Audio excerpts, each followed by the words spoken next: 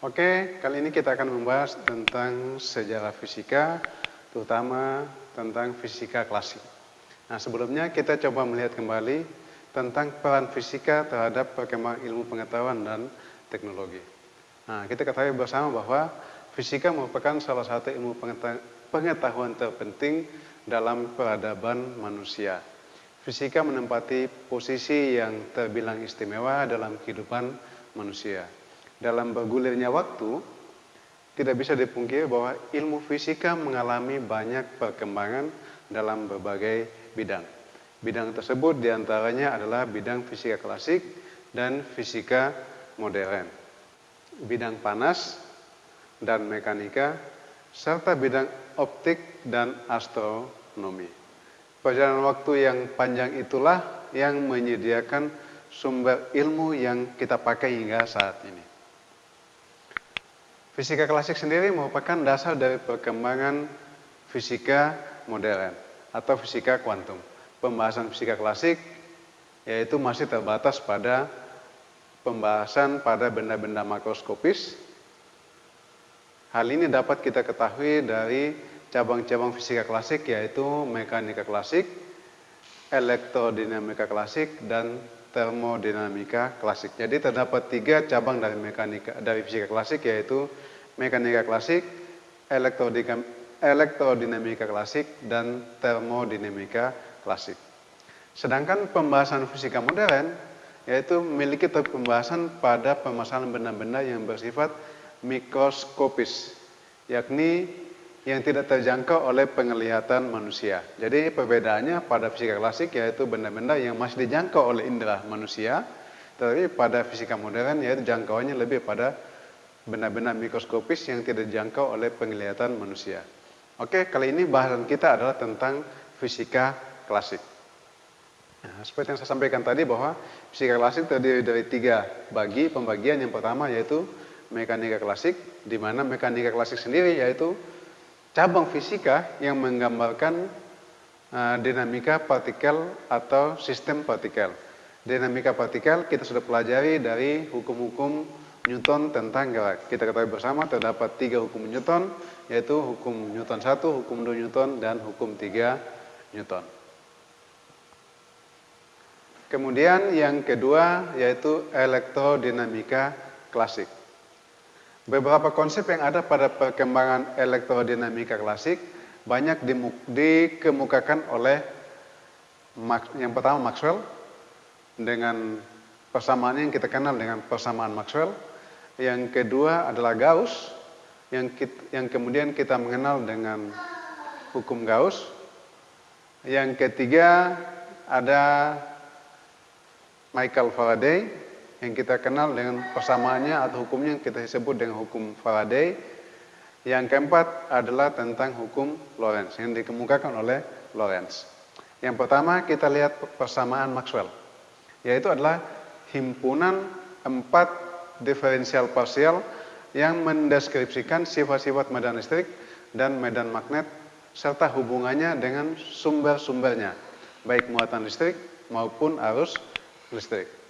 Menurut teori elektrodinamika klasik, keempat persamaan ini digunakan untuk menunjukkan bahwa cahaya adalah sebuah gelombang elektromagnetik.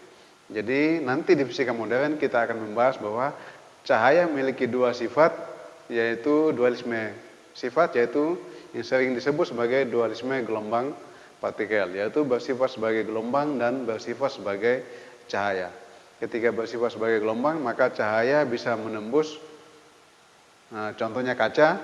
Ketika bersifat sebagai partikel, maka cahaya bisa memotong benda-benda yang hendak dipotong. Contohnya sinar laser itu sering digunakan untuk memotong besi baja dan lain sebagainya.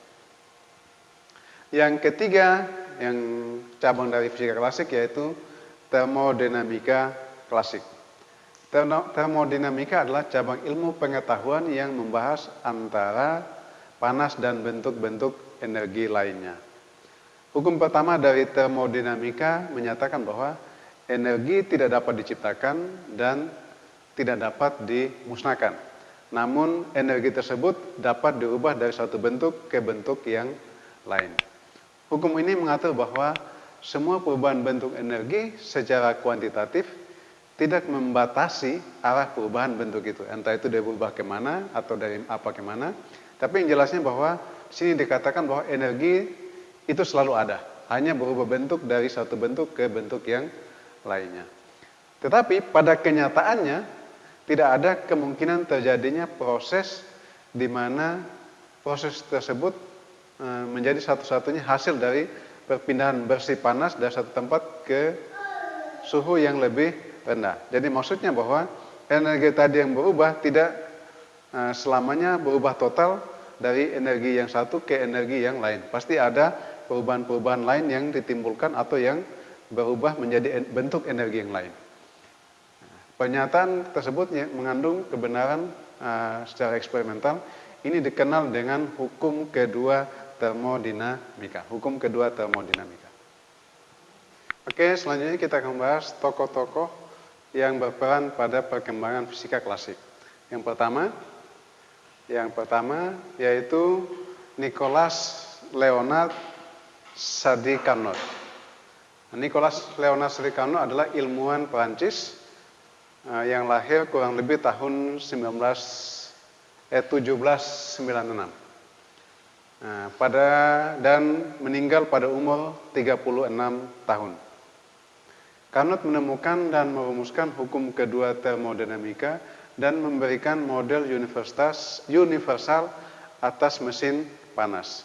Sebuah mesin yang mengubah energi panas ke dalam bentuk energi lain, misalnya energi kinetik, atau sekarang dari penemuannya kita kenal yang namanya dengan siklus Carnot. Jadi luar biasa pada umur yang 36 tahun Sadi Carnot berhasil mengemukakan tentang siklus Carnot. Yang kedua adalah Count Rumford atau dengan nama asli Benjamin Thomson yang sering dikenal sebagai Count Rumford. Beliau adalah negarawan terkenal kelahiran Amerika yang lahir kurang lebih tahun 1753 dan berumur kurang lebih 61 tahun. Benjamin Thomson meneliti tentang gaya pada bubuk mesiu. Pada bidang fisika, kontribusi terbesarnya yaitu adalah pemikirannya tentang teori Carnot, yaitu berupaya menyempurnakan apa yang disampaikan oleh Sadi Carnot. Sehingga pada akhir abad ke-18, teori Carnot yang dipercaya sebelumnya bahwa Carnot merupakan fluida yang mengalir, yang dapat mengalir ke dalam tubuh ketika dipanaskan dan mengalir ketika didinginkan. Kemudian saat Thomson meneliti tentang bubuk mesiu, kita tahu bubuk mesiu, Benjamin Thomson menemukan adanya penyimpangan atau anomali yang tidak dijelaskan dengan teori kalori. Thomson kemudian mengajukan suatu teori baru yang menyatakan kerja mekanis akan menghasilkan kalor dan kalor tersebut merupakan suatu bentuk gerak. Teori tersebut berhasil memberikan penjelasan mengapa panas yang dihasilkan dari gesekan peluru meriam dan bubuk mesiu tidak akan pernah habis. Peristiwa tersebut tidak dapat dijelaskan oleh teori sebelumnya. Jadi pertanyaannya adalah teori yang sebelumnya yang dikemukakan oleh Rumford ini yang mana yang tidak mampu menjelaskan teori yang dikemukakan oleh Count Rumford. Itu yang pertama. Yang kedua, teori yang dikemukakan oleh Thomson bertentangan dengan teori kalori yang terdahulu. Dan banyak orang pada saat itu yang tidak yakin dengan apa yang dikemukakan oleh Thomson. Jadi pertanyaan keduanya bisa dijelaskan kenapa apa yang disampaikan oleh Thomson bertentangan dan tidak diyakini oleh sebagian orang pada zamannya. Yang berikut adalah Julius Robert von Mayer, yaitu merupakan ilmuwan kebangsaan Jerman yang berumur kurang lebih 63 tahun. Beliau lahir tahun 1814 dan kemudian wafat tahun 1878.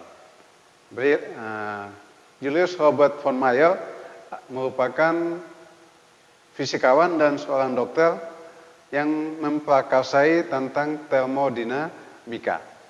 Pada tahun 1841, ia mengeluarkan pernyataan yang terkenal mengenai konservasi energi, yaitu beliau mengatakan bahwa energi tidak dapat diciptakan maupun tidak dapat dimusnahkan. Pernyataan ini memang sudah ada sebelumnya, tetapi beliau meneliti dengan penelitian yang tanpa melihat penelitian-penelitian sebelumnya.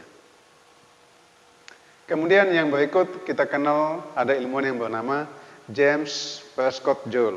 Nah, ini kita sering menyebutnya dalam fisika hukum Joule atau ini satuan Joule.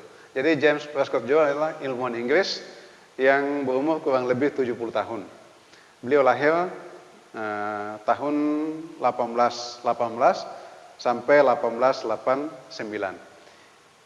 James Prescott Joule dikenal dengan hukum kekekalan energi yang berbunyi energi tidak dapat diciptakan ataupun juga tidak dapat dimusnahkan.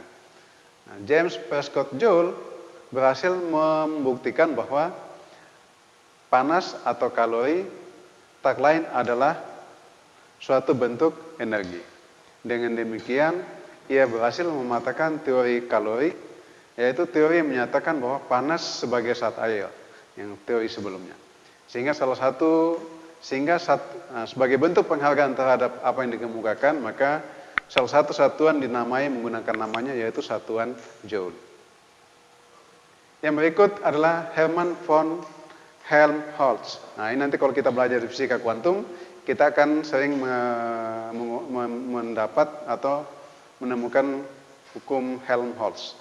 Nah, beliau adalah ilmuwan Jerman yang lahir kurang lebih tahun 1821 dan pada umur yang ke-73 beliau meninggal. Hermann von Helmholtz sebagai fisikawan Jerman memberikan sumbangan kepada pengetahuan modern. Ia juga dikenal sebagai ilmuwan yang memberikan sumbangsi terhadap konservasi energi. Hermann Helmholtz adalah salah satu dari beberapa ilmuwan yang menguasai dua bidang keilmuan, yaitu obat-obatan dan fisika. Kemudian yang berikut ilmuwan lain yang masih berperan dalam fisika klasik, yaitu Rudolf Julius Emanuel Clausius, yaitu ilmuwan Jerman, masih juga seorang ilmuwan Jerman yang lahir kurang lebih tahun 1822 sampai 1888. Ia sumbangsinya terhadap ilmu fisika adalah berhasil menyempurnakan prinsip Sade-Carnot yang dikenal sebagai siklus Carnot. Adalah tokoh pertama yang menyatakan, luar biasa ya, menjadi tokoh pertama yang menyatakan bahwa konsep dasar hukum kedua termodinamika. Kemudian pada tahun 1865, Rudolf Julius Emanuel Clausius ini memperkenalkan konsep entropi. Dan pada tahun 1870, ia memperkenalkan teorema virial yang digunakan pada panas.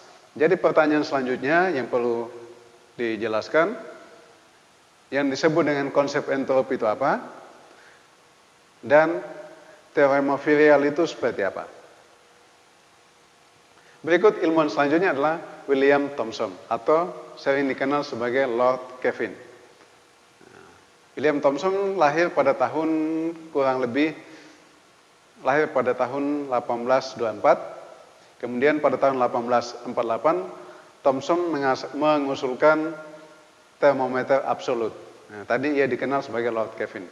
Ia menduga bahwa titik ketiadaan mutlak dari semua energi panas dapat tercapai di mana saat tidak ada panas yang lebih atau tidak ada panas lebih lanjut yang dapat dihilangkan oleh suatu benda. Poin ini disebut sebagai nol absolut. Artinya tidak ada lagi energi panas yang dimiliki oleh suatu benda. Kemudian yang berikut adalah Christian Doppler. Nah, Christian Doppler kita sering juga mengenal, sering di fisika ada efek Doppler. Nah, Christian Doppler lahir kurang lebih 1803 sampai akhirnya 1853. Berumur kurang lebih 50 tahun. adalah seorang fisikawan dan matematikawan asal Austria. Orang Austria.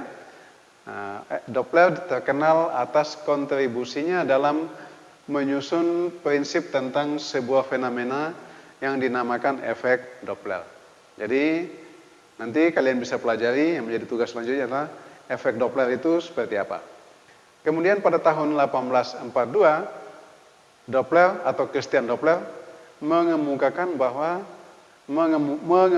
teori bahwa terdapat perbedaan frekuensi suara dari benda yang bergerak ketika didengar oleh pendengar yang bergerak dan diam.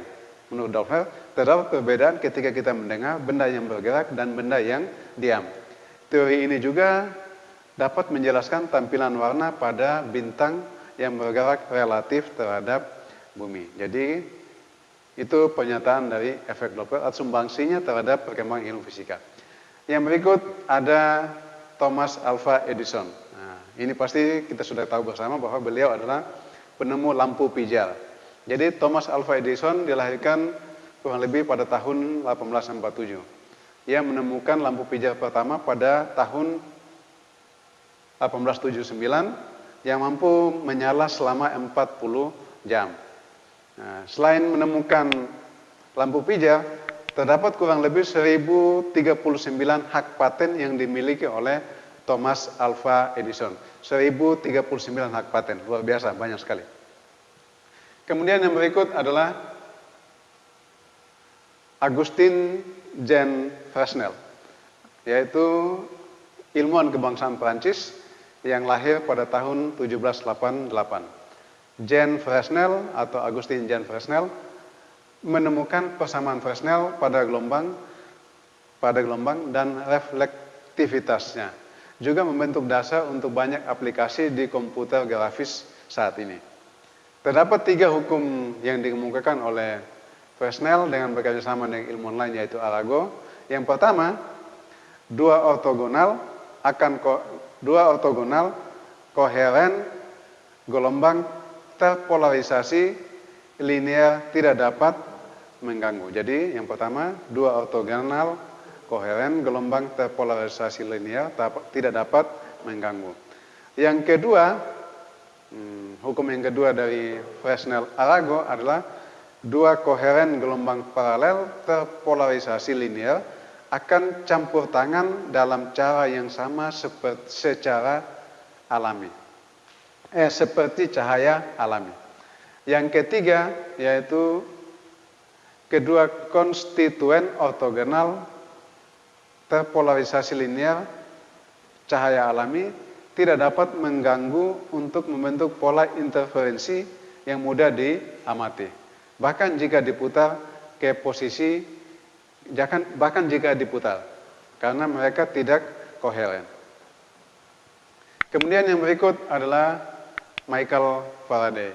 Nah, ini kita ketahui ada 2 hukum yang dikemukakan oleh Michael Faraday.